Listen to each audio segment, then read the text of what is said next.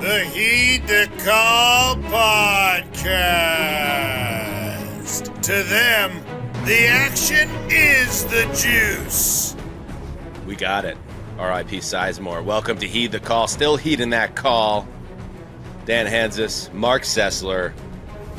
Ooh, full house today. The great Conor Orr. The great James Palmer. Boys, how is everybody? Palmer, it's been a while. I know. It's been good, guys. It's been really good. Life's been all right. Good. Yeah. That's great. I'm holding up a Heed the Call pint glass, by the way. It's a beautiful glass. People are getting increasingly antagonistic towards us about merch. Do you have an update for the people? Well, I think that I understand the impatience because it's years in the making. We are working, I would use the word tirelessly behind the scenes to create for our proud group of listeners an array of products and ideas. And it's going to be coming this summer. And, you know, I was just walking by, I live in LA with you, Dan, and like in my apartment, there's a pool centered in the middle. That's what happens in apartments. And suddenly you start to see all sorts of attractive people sitting around the pool say, I want to get my glass and go sit down there. And we're going to create Well, you shouldn't have glass. You can't put glass by the pool, bro. Classic pool 101. Yeah. Well, that's fair. Like, I'm glad that you told me because I would literally came up with the one example right where people shouldn't have our pint glasses. Okay. Well, I will thank you for the note. God. I don't know why I picture Mark just coming down in one of those onesie Harry Houdini outfits as his bathing suit, or swimwear, or swimming costume. And he's got a huge tray, right, James? He's got a huge tray of all the pint glasses, and he's like, "All right, guys, the party's here." Inevitably trips, glass everywhere into the pool along the outer lining. Yep, 100%. Oh, perfect. Well, thank you. Yeah. Speaking of Hollywood. Justin, can you jump in a second? This was brought to my attention on Monday that our fearless co-host, Conor, are you aware of this? Our fearless co-host, Marc Sessler, is dipping his toe in Hollywood. What? In the silver screen. As I understand it, I know nothing about this, but apparently Mark has a project where he is talent on camera, in front of the camera. Whoa! Is on the call sheet? Actor. Well, I'm going to be honest with you. I did not earn a role. Billy, who earned a role and actually had a speaking part, brought me on as I was a background character. Who is and my Billy? Role was, to the audience that may not be aware? Billy is my my girlfriend, who's an actress, and she's gaining steam. And I was brought on. I learned very quickly. I do not know how to do anything remotely acting-wise, but I was brought on screen as something called Dishwasher 1. And so in the background of, I'll provide some footage on there, but in the background you can see me we have watching. footage. Oh, we do? All right, well, okay. Do we Let's really? check it out. Do we have footage? No. Is this from a We daily? got footage. All right, let's check it out. Marc Okay. Sessler's acting debut in Hollywood. Oh my God. Here we go. Let's This check is it out. behind the scenes footage. Oh, behind the scenes. Okay. Yeah, you can see me deep in the background there on the. As she moves, that was me. That Wait. was I didn't. Wait. I didn't see anything there. well, it went on a little bit longer than that, I thought, but. Yeah, no, it's very hard to see where Mark is. The first time I got this, I was like, Mark, you sent me the wrong video. You're not in this. But Well, then I that sort of slowed it suggests- down. The dishwasher is very large, that man. No, I did not see. I didn't Did see. you say did you were see a on dishwasher? camera? Are you assistant director? I'm Did he on have the camera. light? Can we slow that Did he have the down? mic? Yeah. So Were you I the took boom it. guy? I took a second look. I slowed it down, and I Okay. was able to locate Mark actually in this video. So same video, slowed down. Oh, I see the Untitled Sessler back there? Project. Estimated release 2012. See back there? I'm washing the dish. I'd recognize that there ear you anywhere. So you're Is not that even Jalen like. Hurts. There's the long loader chef right there. I was going to say you're not even principal background in the background kitchen. You're the background of the background. Well, in that scene, I will say when it comes out, and there's richer footage, but I do appear in other scenes. But in this case, I'm back there actually toiling at with dishware. What was Which your method felt in good. this part? Like, what did you think? What was you using as your inspiration? Dan always cites this summer camp that I went to. He calls it Camp Happiness. Camp but Happiness. when I was a counselor there, I actually, one of my side jobs was to wash dishes, and like you got 700 kids dropping like all their stuff in after lunch, and there's these big power washers, and I spent hours washing dishes. So I kind of just channeled my age 16 to 18 experience in that industry. All right, I'll ask it because I know Connor's thinking it, so I'll ask it. In light of everything that's happening with Bill, did you like strong arm your way into this role by leaning on the star power of your spouse, significant other? Wow. Well, no, Somebody has to ask the question. Connor, somebody had to ask. They desperately needed background people, and so I was pulled in, and you sit and wait for about 8 hours to go do 5 minutes of acting work. I realized I don't belong in this industry from an acting side. Con, does this pass the sniff test? I have a lot of questions. First, the chef in front of you looked eerily like Jalen Hurts, and I can't get over that. Like he ate Jalen Hurts. Like he ate yes. Jalen. Yes, yeah. He was Jalen a real Hurts chef now. in real life, and now became an actor. Like that's Whoa. People were channeling, real. Look at you, real like men's just jobs. chopping it up, sharing stories from the set. Tell me that's not. Tinseltown, baby. They have a bondigas soup, by the way, which is pretty sweet. When you are background, you are not Blueberry spoken to by pancakes. anyone. That's what I learned. There was a caste system, and I was at if it was the Indian subcontinent, you're at the lowest possible caste. That's. I'll just leave it there. It's you've got to work your way up, Well, and I was at the very congratulations, bottom. Mark. That's, Did you ruin any you are tastes? You're living in the center of Hollywood. You're on top of the world, and now you're branching out in different directions, and that's really exciting. We're all excited because you having success in Hollywood raises your profile, which can only be good for this program. Yeah. I think it becomes my first ever IMDb credit. So that, if you were to search me on that, it wouldn't take you long to scan what I'm working on. I like this. I think we're ready to roll with him, guys. I'll be Turtle. I'm not sure who you guys want to be. We all want to be Mark Turtle, Sessler, though. Vinny Turtle's Chase. the easiest gig. Yeah, it is. All right. Well, Con Man can be E, apparently. Okay. What are we talking about here? Don't worry about it. It's a Okay. show that the cultural cognoscenti has forgotten about it.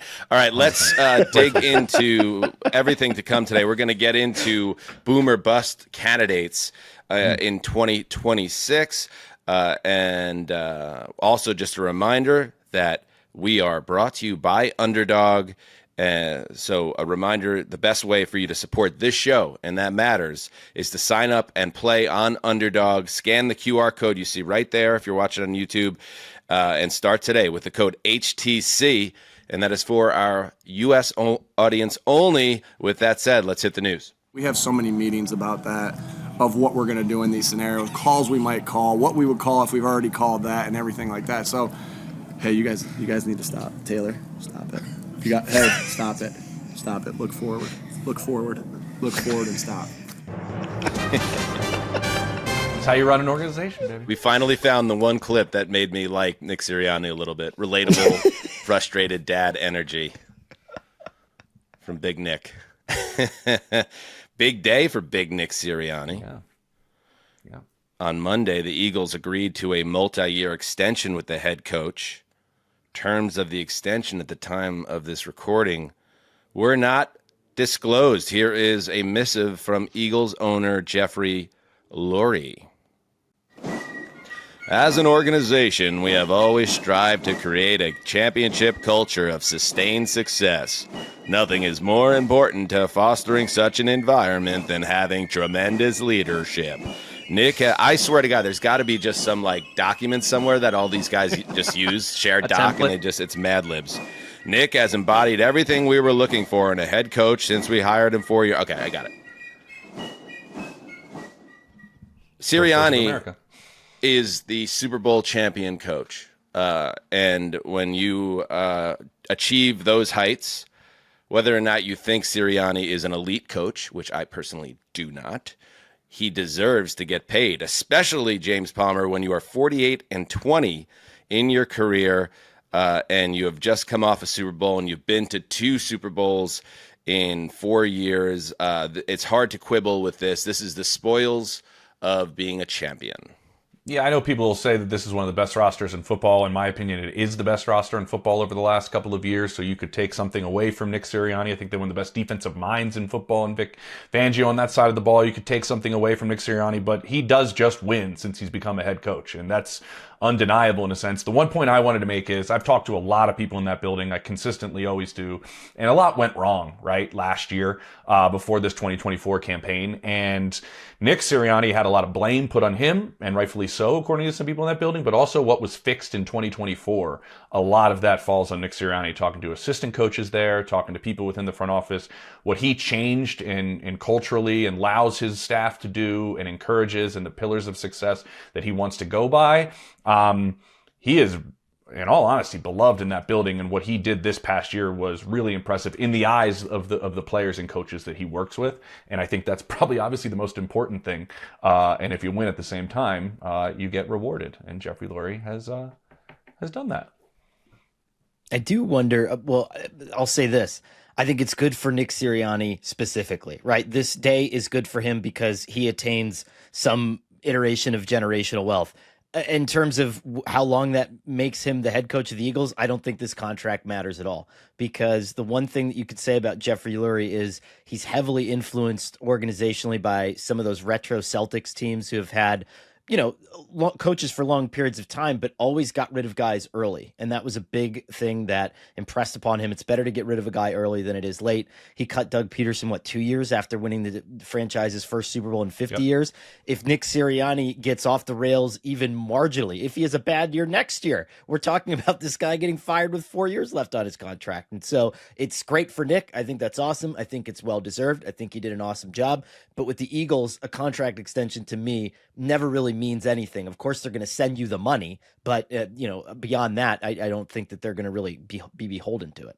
I like that about the Eagles because they're willing to shift and not they're flexible, and that's what's good about them. I mean, I look at those three kids; they may never have to get real jobs in their lifetime. Those kids, I would hope not by this point, right? They may not. And the one thing I'd say about Nick Sirianni, is that a good thing? Well, no, I don't think it's a good. I'm just saying like that the money is real. But if Nick Sirianni had Sean McVay's personality, would we be saying that he's a top 5 coach after what he's accomplished in the last couple of years? Does his personality get in the way of us kind of like looking for reasons why he's not the reason they're winning these games? I think it's time to have real conversations about Nick Sirianni beyond just like the fun ones we tend to have on the show.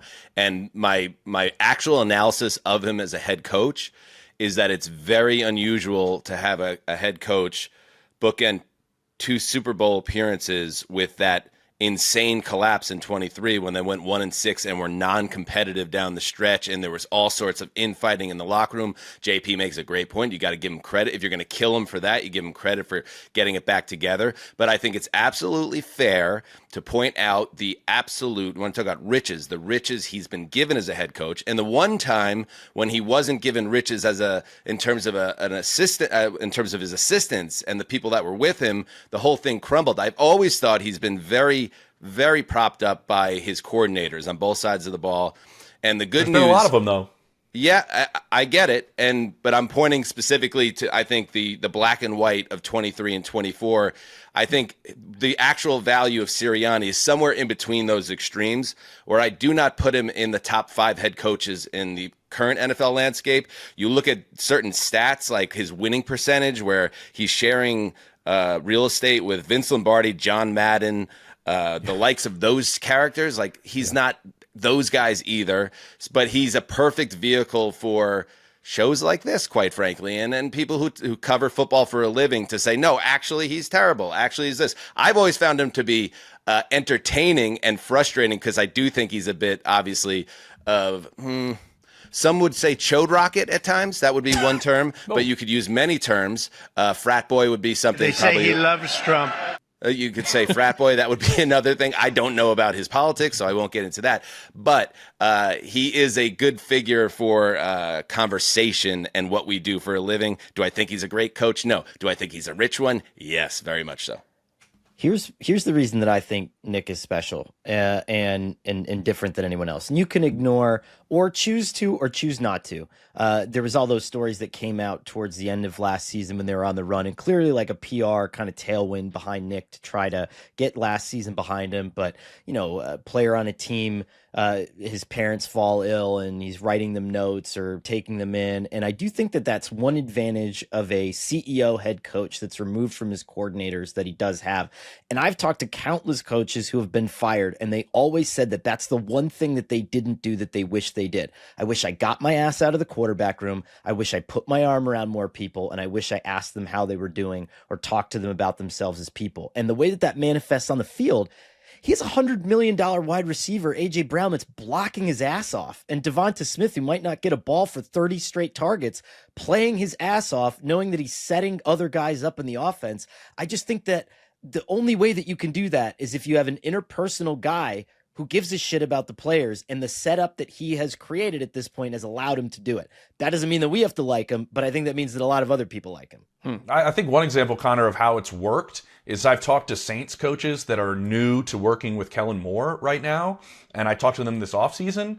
And what I'm hearing about how Kellen's working and how he's like, hey, I'm going to evaluate you as a position coach, but if you really know what the hell you're doing in terms of the details, I'm not going to sit in there and have you go over or try to coach over your head in terms of the steps on a post. Like, I'm going to let you coach. And he's using a lot of the things that I've heard from Philadelphia. So if that rubbed off on Kellen Moore about how he wants to operate a little bit in New Orleans, shows me that Kellen saw some of that working very well in his 1 year in Philadelphia. So I will say that, like, the one thing that players want is consistency, and they want a schedule, and they want everything to they want to know where they stand at all times.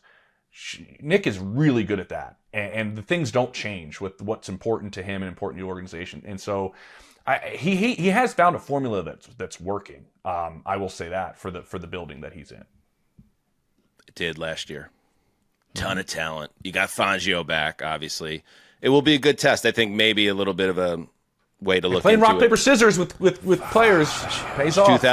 2025. Kevin Patullo is now the offensive coordinator. He's an in-house promotion. Let's see how the offense hums with Patullo, a guy in the building in the Sirianni world. All right, good stuff. I don't even really want to talk about the Tush Push. I'm so done with the Tush Push. Absolutely. It no longer interests me. It's as a subject of debate. It bores me at this point. In fact, if it passes, it doesn't. And it's banned or whatever, it doesn't validate my opinion. I think the play sucks. If it continues in the league, which I think it probably will end up doing that, great. Can we just all agree to stop talking about it? Connor, NFL owners are scheduled to meet Tuesday and Wednesday in Minneapolis to vote on the proposal. Remember, it was pushed to this date. The Tush Push. It was tabled this spring at the league meeting and is expected to come to vote this week. So I guess that the language is going to be a little bit different, but we'll see if it passes or doesn't. Whatever it is, just let it be what it is, and let's move on, please.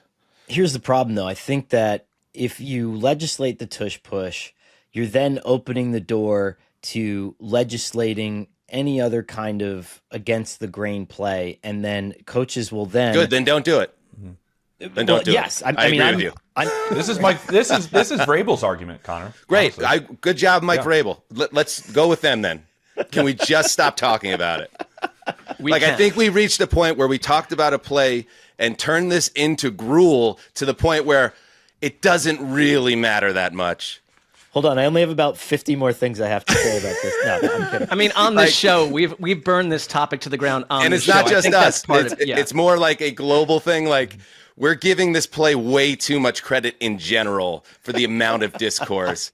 Can we just, how about this? As a show, our next episode will very quietly and quickly report the results of the revote or whatever the and we will never talk about it again. How about that? It's our show, and so we can legislate it as we deem appropriate. Perfect. All right.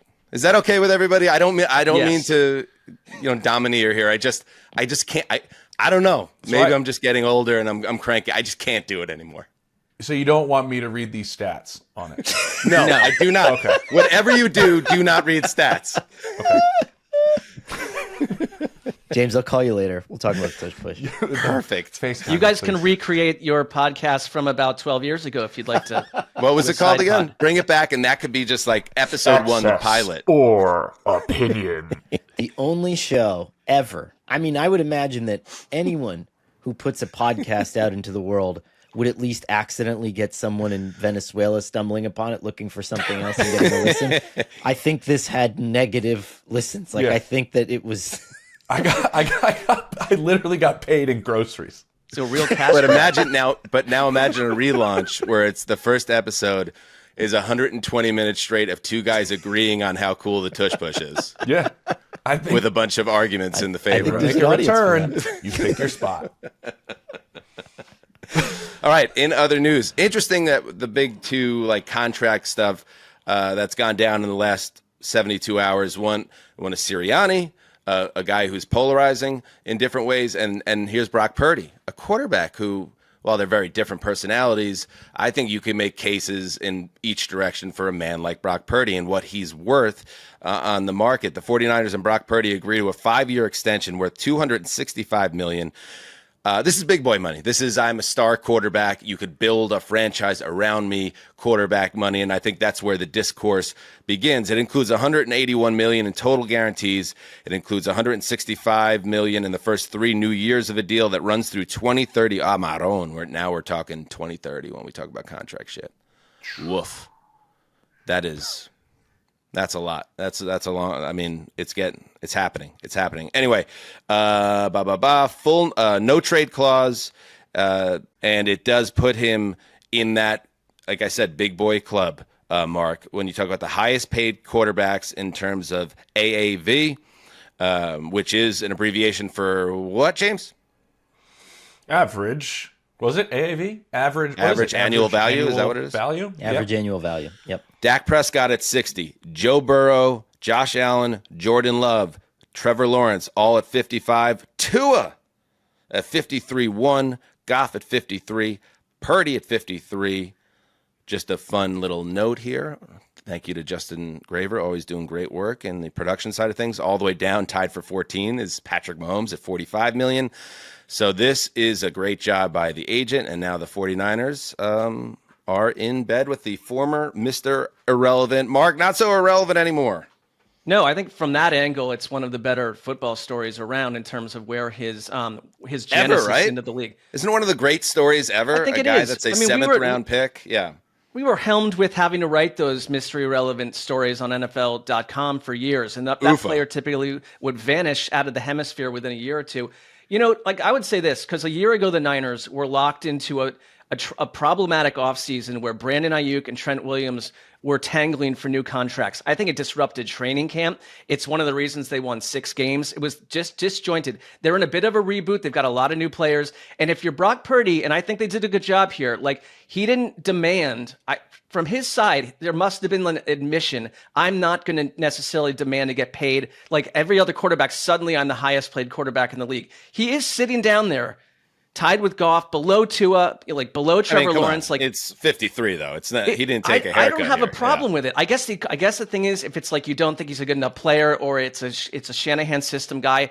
I really think that there's no other way to do this contract than to be where he is to some degree. I'm higher on Brock Purdy than other people, but it's like this is just the way of signing quarterbacks. There's no way he would have been down 14 more slots in the middle of it. And like, I don't have a problem with this. Like, what? I guess if you're the Niners, what's the other move? What do you do? Where do you go get the most important position in sports? Brock Purdy, and by many metrics, has been among the top quarterbacks in many possible ways. He fits the system. I don't want him to go sign with the Houston Texans, although that's the wrong example because that's a Shanahan system. But like, I like him for Shanahan. And by the way, this is Kyle Shanahan's decision. Can I answer your It's question? his decision. What do you do if you're the 49ers? I'm not saying they should, but since you asked the question, Right. I'll They just use got Mac a Jones, baseball baby. analogy like the Tampa Bay Rays. Like their whole thing is draft, develop, and then when they get too expensive, you either let them walk or you trade them. Ideally, to be able to rebuild. okay, in now- assets. and I'll No, leave let it me here just with- finish. Let me just finish. So, Yeah. if you believe in your system, that was a path they could have gone, and then you get out of this because it does, Connor, obviously now up the ante and the challenge organizationally once you have the quarterback getting paid at that level. I'm not saying they shouldn't do it, and I totally agree with you, Mark, this is how it works. That he was always going to get paid this way, unless you could somehow snooker him into a Sam Darnold type deal, which was never going to happen. But there is another path they could have chose. That's just a really gutsy path that they were not interested in. It's interesting to me because it reminds me a lot of the first big extensions that Jared Goff and Carson Wentz signed at the same time, where it was year after year after year of every quarterback contract, no matter what, resetting the market, like Derek Carr, Andrew Luck, all these guys just reset after reset after reset. And then all of a sudden it was Goff and Wentz at once that took like a baby step backwards and slowed the market down. And this is what Purdy's doing. But to me, and this may sound blasphemous, but why was it such a guarantee to us that Dak Prescott reset the market and Brock Purdy couldn't? Like, I don't understand the difference in terms of their potential. Brock Purdy's made it to a Super Bowl, and you can remove all that other ancillary stuff for a second and just say, what made it such an inevitability that Dak Prescott was going to reset the market? And why was it so hard for us that we had to land in a spot where Brock Purdy's making $6 million a year less just because we can't stomach the idea that he has to be on top? I like that. You know what I mean? I just don't get that part of it. Okay, a couple notes I have. One, I just want to throw this out there because I thought it was hilarious. Last year, Brock Purdy, if he was playing college football, was the 32nd highest paid quarterback in college football, which is hilarious to me. And now to what else matters. This was decided, to my understanding, with Jed York and John Lynch and Kyle Shanahan, like bye week and everybody in the room was unanimously in agreement of this being the direction they wanted to go. So it was already put in place pretty early that they weren't going to look at the other avenues that they had.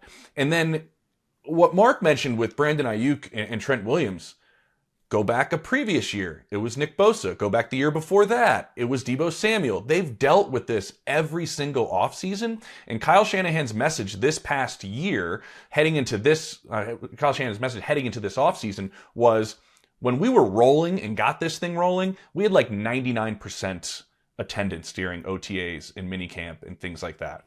That meant something to the organization. It meant something to Purdy, and they didn't want to go through this with their franchise quarterback like they have with these other players, which is a reason why they wanted to get it done early. I think also guarantees into the third year, to me, stands out big time because a lot of these quarterback contracts still are only 2 years, but you get a lot of those guarantees. That's a huge win for Brock Purdy.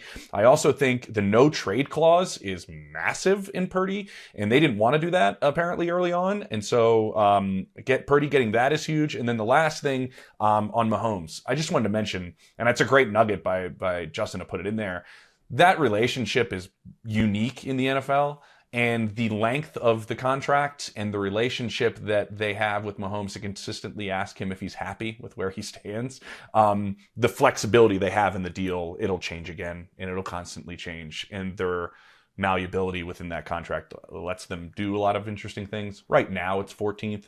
I don't think that stays very long. Yeah, and Mahomes is one of the most famous athletes in America. You know, the same thing you saw with Brady, you see in other sports with a guy like Ohtani. Like, they have so many other revenue engines around them that they're a little more open-minded about, you know, a little flexibility with the team they play for. One last point I had, Connor, I do kind of like looking at the list of the AAV rankings because they're kind of just QB rankings, and it kind of just comes down to, that's why Mahomes, it's kind of an outlier. Like the fact that Tua, Goff, and Purdy are all paid identically in terms of AAV, practically, it's like they are in the same exact bucket, like where if he's your quarterback, you probably could view him in one light. From the outside, you see maybe more flaws, but they all, to me, are all the same kind of ilk as a passer. Tua, there's some complications with his health, but I just find that interesting that in terms of what the open market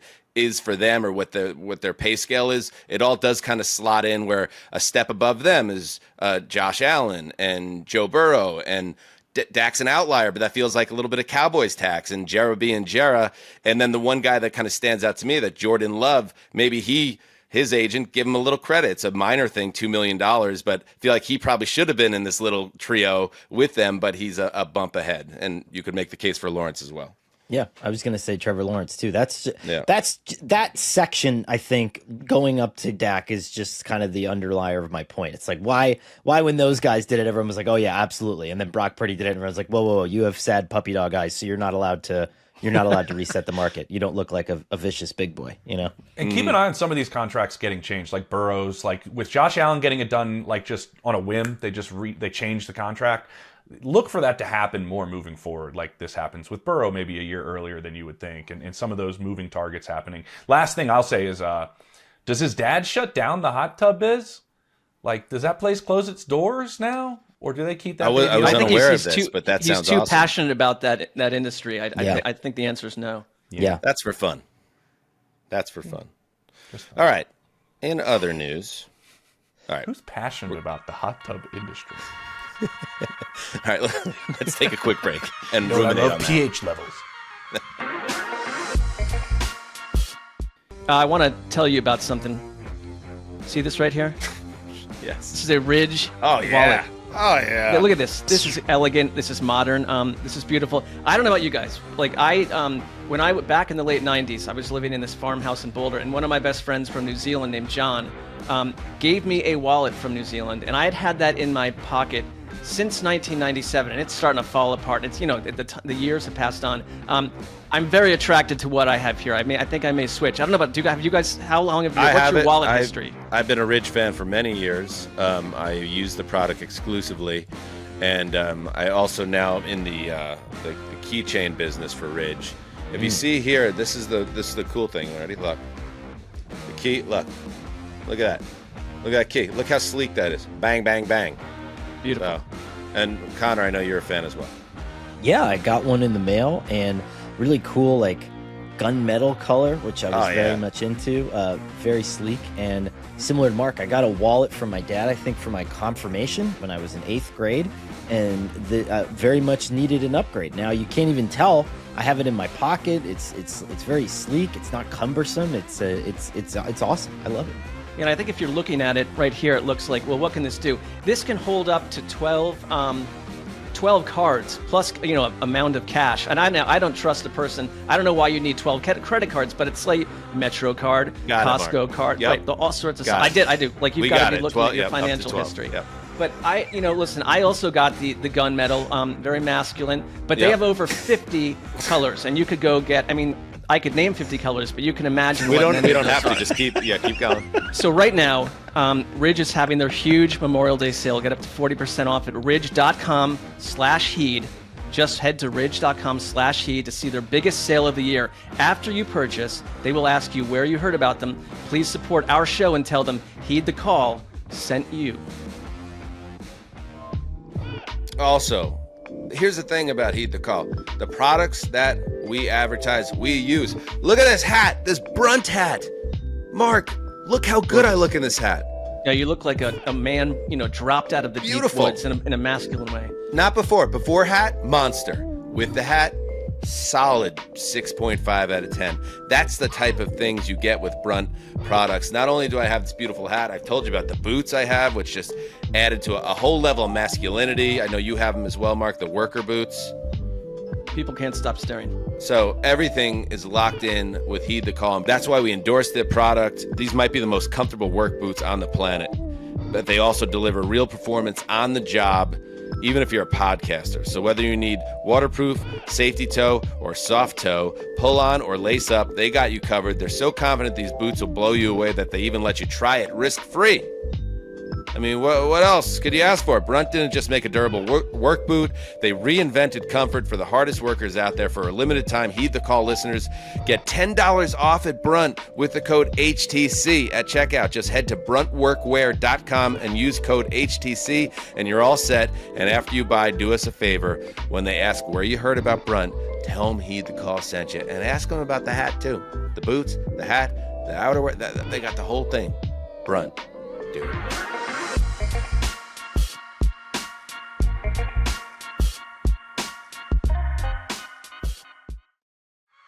All right, we're back. Let's bring in Gravedigger real quick. Couple of quick things to hit here. I'm a little bit... The Cam Ward stuff is... I want to be fair to you, Justin, because you are the number one Titans fan in my life. You're a top fan. You have a thriving podcast with the other Justin called The Two Justins Talk Titans Ball show. Better watch your The back. Music City Audible. That's right. I always get that confused. And it's fair. It's absolutely fair to point out that Cam Ward's not getting enough juice nationally as a number one overall pick. And things like this little storyline don't help. Apparently, Cam Ward tried to swap jerseys with Shedeur Sanders, who, if you're unaware of Sanders, he is a day 3 draft pick that plays on the Cleveland Browns. They're at a rookie event for the NFLPA, and Sanders denied the number one overall pick a jersey swap. What in the hell is going on here? I want your jersey. I need that one. We can switch. Hey, this our first jersey swap. Nah. Come on, bro. Nah. This the first one. I need that one, bro. Come on, man. Nah. Oh. Man, why you doing me like that? Because I got to sell it, bro. I got to have some type of money. You feel me? Already down. Oh no. Oh, shit, I'm already down. Probably because they spent like $1 million on that Fakakta draft night party.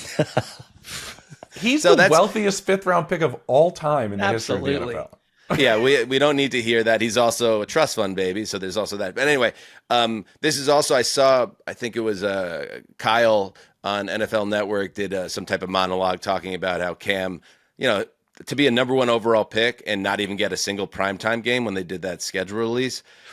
It's just, Justin, I feel you, because I feel like you should be able to enjoy the spoils and excitement of having number one overall pick.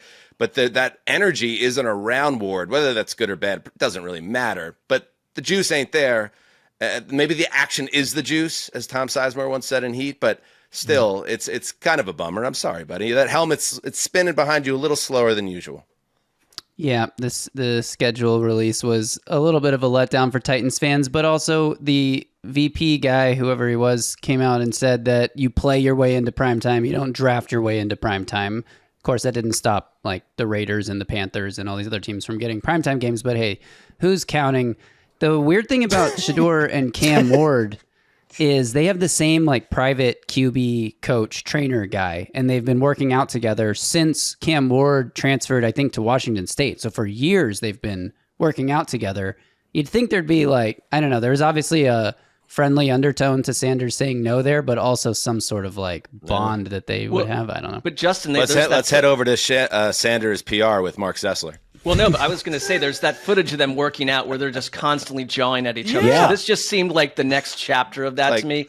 And just to be Let's fair, send it over to like Sessler Crisis Management. I'm not crisis because here's what I would add. If you think the league is just like, and first of all, how many 5th-round picks are sent to these rookie events? Not many. But like, if you think the league is just bought and sold to pump up Shedeur Sanders, the Browns are one of the other 3 teams that did not get a primetime game. So you got to go do the Jaden Daniels thing where you light up Nashville and you change what we think about the Titans. And a year from now, it's Tennessee under the lights.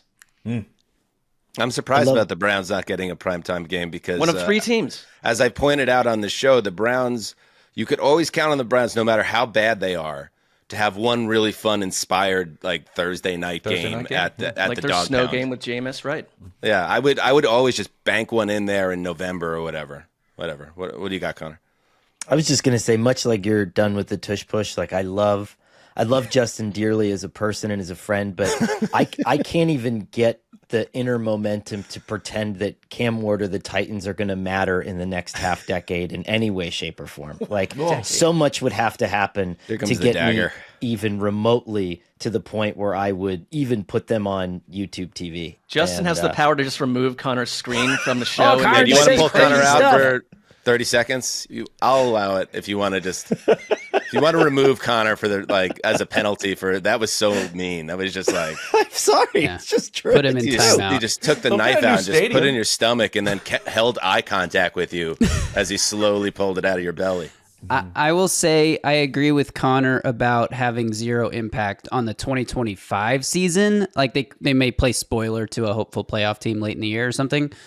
But for the next half decade, I mean, come on, that would mean Cam Ward is a total bust. And I don't want that to happen. That would suck. If we're still in each other's lives in 2026, Justin, every time they do something that matters on a large scale, I will donate to a charity of your choice. I'll send you vape pens, whatever. We can agree on whatever you want. But I feel that confidently in the fact that this wager will just disappear into the ether, much like the Titans. Jesus. Conor, by the way, for the sake of the subreddit, and it came from the subreddit, the Patreon exclusive, can you just clarify your wording there? Like, if we still know each other in 2026, we don't need any thread titles. Like, what's happening to the show? What happened? Is Conor leaving? Is Justin leaving? I'm not leaving. I'm just an asshole, and the chances that I would get fired on the offhand for saying something dumb, or they just exist in some way, shape, or form. So nothing's happening. All right, Justin, are you okay with Conor right now? It feels like it's. I think he needs a timeout. If we're being real, it's just like do a little bit of this action. Okay. He did it so long. Do you understand what you just did, Justin? Conor. I know 2016 TNC post Conor. I know he's a very cool customer now, and he's matured, and he's a dad, and he's got a mortgage.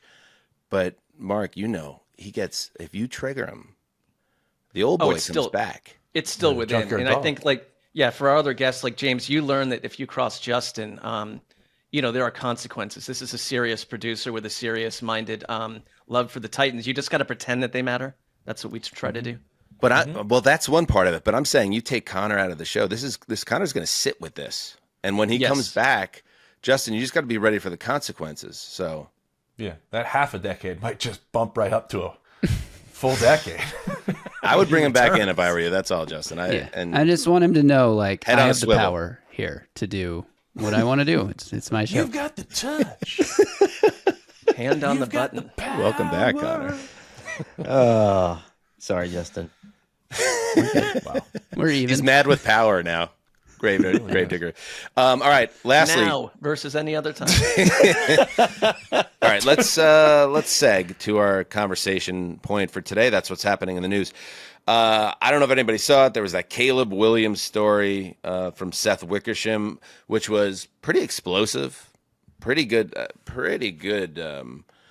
It's not even a story, I guess. It's more like a tease for a book that's coming out called American Kings. It's coming out in September. And the talking point and what became like the big aggregated story that came out of this was that Caleb Williams was, quote, so concerned about being picked by the Chicago Bears in 2024 that he and his family weighed circumventing the entire NFL draft, consulting with lawyers to figure out a way around the league's collective bargaining agreement while considering signing with the United Football League.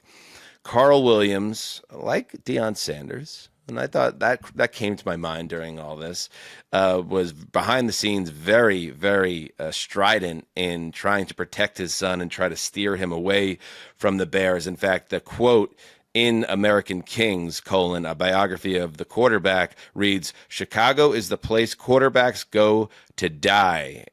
Said that in the months before the 2024 draft. He also had some very unkind things to say about the rookie cap and the CBA that the players union agreed to, which he called the, quote, worst piece of shit I've ever read. All that to be said, I felt this was terribly unfair, James, to Caleb Williams, and maybe Caleb Williams and his father should have been a little more savvy here, because this makes it, I feel like this puts him in a very difficult spot in Chicago with that fan base, and I found it interesting that this was a story at all, and yet here we are, and it will hang over his relationship with the team, especially if things continue to go sideways as they did in year one. Well, he speaks for the first time this offseason in about a week, so he's got a week to prepare for many questions, I would assume, about the past and not the future with Ben Johnson. I thought it was interesting in there as well that Carl contacted Archie and contacted Archie Manning about what they did with Eli to try to get a gauge on maybe finding a different spot. I will say this. I think any Bears fan that is muffled by this in any way is lying to themselves that the Williamses are incorrect, that this is a place where quarterbacks go to die. I mean, they've watched all of these quarterbacks play, and fit and situation, I think, are enormous in the NFL. And, you do have to go to the team that drafts you. And oftentimes when you're drafted at the top of the draft, it is an organization that has a lot of issues that need to be figured out or corrected that usually don't even relate to you, but they directly relate to your play on the field and your success in your first contract. And going to a spot to where everybody in Chicago, fan base wise, would say, why did you guys keep Matt Eberflus? Why did you hire Shane Waldron? That was maybe one of the worst hires in organization history, possibly, for the Bears. It is a bad situation to walk into. And this is the start of your professional career. Why wouldn't you want to try to create the best position for you, out there? I think we look at some of these other guys, Mark, honestly, and go like, where did Patrick Mahomes land? With Andy Reid and Alex Smith. Where did Lamar Jackson land? Where did Josh Allen landed with Brian Daboll and a very patient organization, which most organizations aren't patient. And ownership on down was going to be very patient with Josh Allen, a player that needed to develop. Like, your spot is extremely important that you land. And that's why there is some concern. And I get it from players. But I do think he's savvy enough in the media and comfortable enough in his own skin that this is not going to bother him or be an awkward press conference in a week when he has to address this. I agree with that. And I think that the Bears experience kind of proved everyone's point a year ago in the way that they handle it with it. And we can get into the film watching, all this stuff. But we are in a different world now. This is not Marv Marinovich. This is not Jack and John Elway. And it's not Archie Manning and Eli. Like, these players, to your point, James, about where Brock Purdy stood, earnings wise, are making massive amount of money. Now, Carl Williams, helped his son go from Oklahoma to USC through the transfer portal. Managing one's career like this, I don't see this as the same thing as 1983 with Elway dodging the Baltimore Colts. It's just a different world. And we don't have a problem with a father in, outer New York helping his son pick through friends the right construction company or the right painting company. And this is 10 times more important than that, 100 times more. And it's like, I think there's a little bit, if there's sort of angst towards the Williams family, I just simply disagree. It's too important. And the NFL teams treat you like a product, and you can go treat them and try to get yourself in the best possible position. He landed in the worst of all those quarterbacks a year ago. I completely understand where they were coming from. You hope, though, Connor, that now that he's got Ben Johnson, at least they would have been happier a year ago if Ben Johnson were the head coach. I think part of that was all that was going on with Chicago at the time. Well, we'll see. And I heard a lot of people saying, "Oh, well, why would he do this interview knowing this would come out?" I think they want this to come out. I think they want this to be out there because they're saying, here's what we didn't like about the last regime. Nobody helped them. And listen, a lot of these teams, when they draft a quarterback, they have a veteran there. The Bears had Tyson Bagent, who was an undrafted free agent the year before. That guy doesn't know how to watch film either. And had a very strong arm wrestling dad that would hang around the facility too. So it was a very bizarre situation. And so I think the Williamses, or the William I, or whatever you want to call them, I think the advantage to doing this book and having it come out the way it did, whereas it's just like, listen, Ben Johnson, I don't care if you were 3-time assistant of the year or whatever it is. If you don't fix it, your ass is going to be gone too, because this is about us for at least 2 to 3 years, right? We have a 2 to 3 year window where I'm the most promising quarterback prospect in the NFL. And if it fails, it's your fault. And then if not, I'm going to go somewhere else and be awesome. And so I think having it out there is just a little bit of a leverage thing where Ben Johnson, he can't go in there and ride him now because he's got to be concerned about getting jettisoned too. I mean, that's... I could not disagree more. I just think it's totally unnecessary. And I understand the idea of helping your child and trying to guide them. And I understand the consternation around the Chicago Bears, a team that's never even had, I believe, a 4,000-yard passer. But I believe this is all unnecessary drama that didn't need to be put out there, certainly not put in a book that's going to be studied endlessly. You are now in a situation where you did go to the Chicago Bears and you are under contract at a high level, and you are the face of the franchise, and that franchise is doing everything in its power now to set you up the right way, even if the first year didn't go well.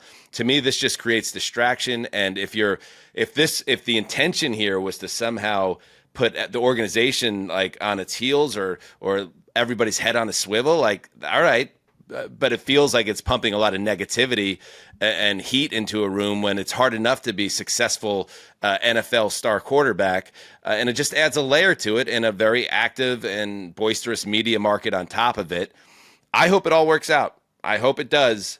But I felt it to be unnecessary. And There is a little nugget though, because first of all, I mean, Seth Wickersham, like, wow, like I kind of can't wait to read this book because whatever he does, it's so well done. And like, there's other layers to this. Like there was the nugget that Caleb Williams came around and said, I want to do this for the Bears. Like I want to play for them. Now, I mean, I'm in the heat of the moment that the biggest winner here is also Kevin O'Connell. Like Caleb Williams and Kevin O'Connell met. This part of this book is that like Kevin O'Connell won him over in 2 seconds. And there's like Shane Waldron's the biggest loser, but Kevin O'Connell comes out as this guy that like quarterbacks fall in love with. And there's just no way that they were going to get Caleb Williams to the Minnesota Vikings under any circumstance. But he wasn't totally anti-Bears when it came down to the 11th hour of it all.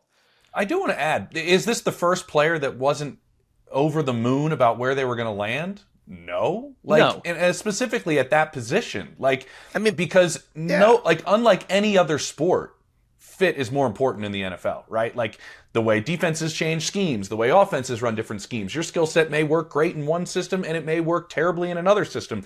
Where your fit is a huge part of your success as a professional football player, specifically as a quarterback. So I do understand that like there's been other players in the past that have had some trepidation about where they were going to land because this is your future. So him being honest with it, I think is kind of refreshing. Guess what? Every head coach in college football did not get every recruit they wanted, even though they sit there and go, we got all the guys we were looking for. This was a hell of a class, guys. No, you missed out on like half the guys you wanted. But like, at least somebody's being honest about the process in some capacity. And I'm not rubbed entirely all that wrong by Caleb Williams. That's what she said. Yeah, I think it's like you're looking for a scapegoat preemptively or something. I'm not about it. I hate it. All right, let's just move on. Okay. It's our show. We shall. Hey, so Caleb Williams is a good example. I think the Bears are a major boom and bust team. Obviously, Caleb Williams I feel has boom or bust energy as a quarterback this year. And with that said, why don't we wrap the show by sharing some boom or bust candidates in 2025? And I think the idea of this exercise is players that really have high variance, where you could think about it and really examine their situation and be like, that guy is going to be a stud this year. And conversely, if a few things go the wrong way, and Caleb Williams, again, being a great example of this Ben Johnson thing isn't the great shakes it's supposed to be as an example. It could go very poorly, and his offensive line isn't improved, blah, blah, blah. It can go very poorly as well. Get us going. Who's got a quarterback? Let's start with a QB since we're talking QBs. Mark, start us off. I kind of know how I feel about this player, and I kind of think I know how Dan feels about this player, but I'm going Anthony Richardson. And here's the reason, because I think he's sort of presumed 6 feet under on some level after they go and get Daniel Jones. That said, there are images out this offseason of how he looks. He's a monster. He's an absolute monstrous specimen. He can throw the ball 70 yards off his back foot. He had the highest yards per completion percentage in the league last year, and also the worst completion percentage overall. So he is a high variance player. Well, I guess I'm looking at him saying, like, could he, because Daniel Jones, it's like, I think Daniel Jones starts probably, but like, do you book Daniel Jones automatically for 17 games? No, he is sort of a high variance player where he probably is going to get hurt or be out of there. Anthony Richardson, I think, has a chance to play, and he's a tough guy for Shane Steichen. I mean, there was a game where he went 10 for 32, I think, against the Texans. Like, this is someone who's doing some of the lowest work possible, but also like the attraction to what he could offer is so tantalizing. It's like, can you find the skeleton key to open that door and unlock it? So I could see one of two things. One, he kind of has a turnaround type season where we're like, we get it now, or he's not on the Colts, or maybe he's not on the Colts at all a year from now. It's like the X or the Y on this is kind of wild from a graph percentage point. And so for me, he is a total boom or bust type guy where like the boom I'm more suspicious of, but the bust is very much a possibility. I'll answer on that one first since you mentioned me. Yeah, I think I've seen enough of Anthony Richardson, and I think the Colts are very close to that as well, that he is a bust. And I don't think he could play. I think all the evidence out there, like, I don't really care anymore that he's big and strong and he could throw it 70 yards, because quarterback is so much more than that. And he showed in the 2 seasons we've seen. I know he didn't play a lot the first year, but last year it went as bad as possible. So to me, he doesn't fit this category, because to me he is on the bust side, and anything they get from him that takes him to the middle of the pack would be probably, I would think, the best you can get out of Anthony Richardson at this point. He's close to his sunk cost for me. Does anyone see him as a guy who could potentially boom in a legitimate way? You could actually see it happen. Can we say, like, okay, is boom if he starts 17 games and has between rushing and throwing like 25 to 30 touchdowns? Is that considered like a boom in your mind? I would say so. Then It would that be a would be starting him point. establishing himself as someone you could bank on, both in terms of durability and he could, move that offense. It sounds like. Let's see if this Daniel Jones signing was a legit cold water bath to get him into the facility every day and to get him up to speed with everything. And let's see if the Tyler Warren thing at least diversifies their offense to the point where he has some reliable targets, some easy completions out of the backfield, and just, it's not about fixing the totality of it. I think it's about fixing the first 10 minutes of the game to get him into a rhythm and to get him feeling confident in himself and to have him getting to that point prepared. And maybe there's a boom there. I don't know. I have one small point to make. Steve Smith and I do our show. We talk a lot about receivers. We do rookie receiver report cards. And I was alling around about the rookie receivers this past year. And I talked to a defensive coordinator in the division. And I said, A.D. Mitchell, tell me, what do you guys think about facing him? He's like, I don't know. The quarterback's terrible. So I have no evaluation of these receivers. So that was... That's tough. That was the words of a DC that faced Anthony Richardson, in his opinion, of where he stands right now. And I would, one other thing you said, Mark, I would be very surprised unless he totally craters in training camp and in preseason, which is possible based on what we've been talking about, if he's not starting week 1. I really think they're going to give him the chance because they invested so much in him. And then Daniel Jones is there waiting in the wings to step in and be hopefully an upgrade over Joe Flacco from a year ago. If he doesn't have the job coming out of training camp, I think it's already over, and they've cashed out entirely on him. I think you might be right there, see. but I also think if you're Shane Steichen, the reason I think he may come in a little bit later, and he is a young player who barely played college. All I'm saying is, like, someone else is going to say, if we want patience, we want to grow him. It may be more than just year 1 starter, year 2 starter. But I kind of don't think he'll start week 1. And we'll see what happens in training camp. Because Shane Steichen, like, you can't just let someone sink the offense. Like, you're trying to keep your job, and you've got a big staff of players and coaches around you that need to go do the best they can. And if he's not ready, I don't throw him out there if I'm Shane Steichen. It's going to be hard to boom if he can't even get on the field for week 1. Let's see what happens. I'll throw out a running back, and I'll throw out a veteran, and on the opposite end of the spectrum, unproven former first-round pick. Here is a proven first-round pick. Here's a guy that has produced at his position as well as anybody in the history of modern football. He's coming off a kind of a disaster of a year. It's Christian McCaffrey. The 49ers in general profile to me as a total mystery entering this year. They're coming off a 6-11 season. If you told me that happens again this year, I'd be a little bit surprised, but I wouldn't be stunned if they struggled again or maybe eked out a 9-8 or an 8-9. A 6-11 I think could happen because they have some aging core guys, and McCaffrey, and like we talked about earlier in the show, I'm not the quarterback Purdy can lift all boats type of guy. I think he needs Christian McCaffrey as an example to be Christian McCaffrey. Last year, it wasn't just Connor that he was injured, because that's happened before, as you remember. With the Carolina Panthers, he was either the best running back alive or injured. Like, we've seen that. And then he went to San Francisco, and magically he was just the best running back alive for a couple of years. And then now last year he reverted back. And the issues I had was the nature of the injuries. Bilateral Achilles tendonitis, where he was traveling and getting blood work done in Germany or whatever the was going on, as you recall. And then he comes back, and then he's playing in a primetime game, I believe it was Sunday Night Football, and he attempts a hurdle, and his knee just says, nah, bro. He ends up missing 10 games. And again, also missing 10 games where he was questionable and expected to play 2 days before week 1, or at least that's how it was being reported. Then he misses 10 weeks, comes back, and then almost immediately after some pedestrian play over 3 or 4 games where he doesn't even score a touchdown, his knee goes on him. This is a guy with a lot of wear and tear entering an age 30 season. There's a lot of reasons to say bust at this point, and if you're a fantasy head, for instance, be very wary where you take this guy in the draft.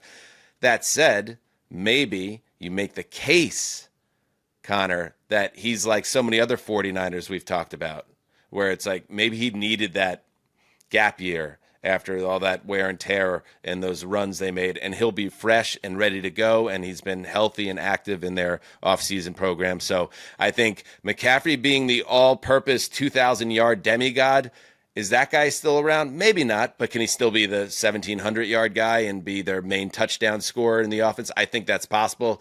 The other side is he's hurt forever, and that's part of the equation here too. If that's the case, then so San Francisco they have arguably the easiest schedule in the NFL. They have a really advantageous rest slate, which I think helps Christian McCaffrey this year, unlike last year, which was the worst net rest, I think, in NFL history, modern NFL history for a schedule. But the 49ers had 11 picks in the draft, and they didn't address the running back position until the 7th selection, I believe, in the 5th round. They traded Jordan Mason. This is the behavior, I think, of a group that feels good about their lead running back, unless Kyle Shanahan's plan is to wait until camp materializes and to clean up on all the veteran refuse when all these guys drafted their rookies, and then they're going to cut loose a bunch of veteran guys. If that's the plan, that's fine. I understand it. But the 49ers are at least behaving like Christian McCaffrey is set to come back and have a big season. Have a backup plan.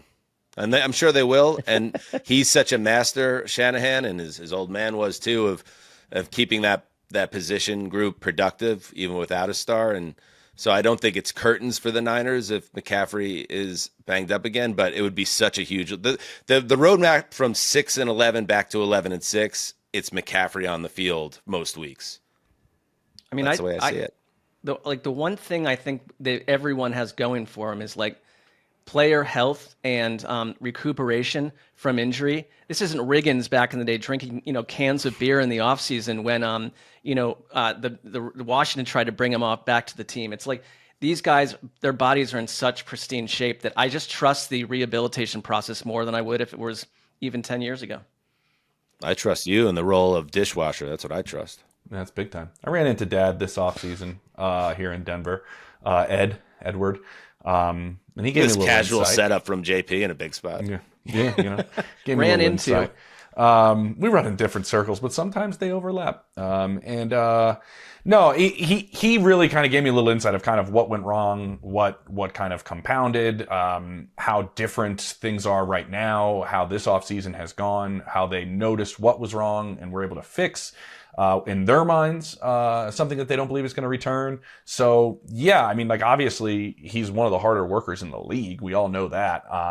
But I do think that wild number of 30 is one always to keep an eye on with these guys. I also took him number 1 in my fantasy league last year. So he didn't help James' squad very much. That was one of those all-time, there's certain guys that you remember, getting burned by, and it was him coming off the offensive player of the year and then playing 3 games. That one. Yeah. But he's done that 4 times to fantasy yes, he players, has. right? So. Yeah. Connor, who do you got?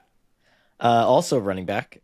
This Nice. one not proven in any way, shape, or form. But that's the first running back taken, number 6 overall by the Raiders, Ashton Genty. And here's why I think it's a boomer bust prospect. I'm going to tell you a story about the 2024 season, which featured the most yards after contact gained since all these analytic firms started tracking the statistic, right? This was a run game season last year, and all these NFL teams in the draft did exactly what we predicted they were going to do. And they started drafting running backs. They started drafting offensive linemen. They started drafting big people because they watched the Eagles do it and they watched the Eagles win the Super Bowl. The fallacy there, of course, is that the NFL always corrects itself, right? There is a revolution and there is a counter revolution. And just as much as all these teams were drafting big people on offense, a lot of teams are drafting big people on defense to stop the big people on offense. So with Genty, it's sort of this interesting kind of bigger 30,000 foot proof of concept for me, where he might be a generational player, right? He might boom for the Raiders, and the Raiders might still have a couple more years in that window where you can demolish lighter defenses and everything that we had talked about the last few years, right? But if it busts, I think it's not just a bust in the fact that like you took a running back 6th overall, which you can question the value of it, but I think it's questioning the idea and the ethos behind it, and that kind of lack of awareness of, hey, the NFL is already planning for this, right? They're already building up to stop the run. Why didn't you use that on, you passed up premier offensive tackles, premier edge rushers, premier pass catchers, all this other stuff because you believed in this. And so I think it's a pick that has very big consequences outside of it in general. I like that a lot. So you're not just talking about the player, you're talking about an entire way of thinking for our league. Yeah. Can I ask you a question, Con Man? We know what I thought of when you mentioned this, and not just in terms of how it impacts the league, but a similar player, just one draft prior, coming out with comps that are just out of this world, right? Like if you asked around about Ashton Gentry, I had people telling me like, this is Emmitt Smith, this is LaDainian Tomlinson. I'm like, whoa, like, this is blasphemy, guys. And then people would tell me like, no, it's not. That's how good he is. It reminds me of Marvin Harrison Jr. the year before. Yep. Like people were saying, right. I had an executive tell me when he walks across the stage, they shouldn't give him a hat. They should just give him a gold jacket at the draft, which is a great quote. But also people are really analyzing his rookie season, which was not bad. It was almost identical to Larry Fitzgerald's rookie season, almost identical to his dad's rookie season. But how would you quantify Ashton Gentry's season? Because a lot of people thought Marvin Harrison Jr. underperformed, right? Probably Brian Thomas Jr. had to play in that. Malik Neighbors had to play in that. And because of the expectations had to play in that. Do you think Ashton Gentry will have the same type of perception that he's going to have to deal with in his rookie year? I do, and I think that's part of the issue, right? Where, for example, the Chargers are already so much more suitable to play the kind of ball that the Raiders want to play with Ashton Gentry. The Ravens are more suitable. Even the Browns, I mean, to some degree, even though that offensive line has an expiration date, are more suitable. It was yesterday. What's that? It was yesterday. Yes, but are theoretically more suitable to play, and they took one early in the second round, but are theoretically more suitable of playing that kind of ball.